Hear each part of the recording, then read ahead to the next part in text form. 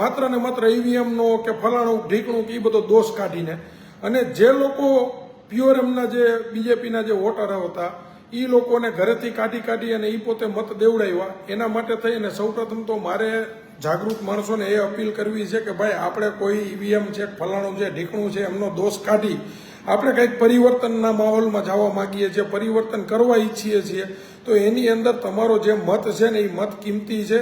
તમારો મત તમારો અધિકાર છે ને તમારો મત તમારે આપવો પડે. તમારા મતથી જ ક્યારેક સત્તામાં પરિવર્તન આવતા હોય એવું દેખાતું હોય છે. એટલે જે મિત્ર પેલા મત આપવા માટે નથી ગયા ને એમને કોઈ સુવિધા માગવાનો કોઈ અધિકાર કે હક છે જ નહીં.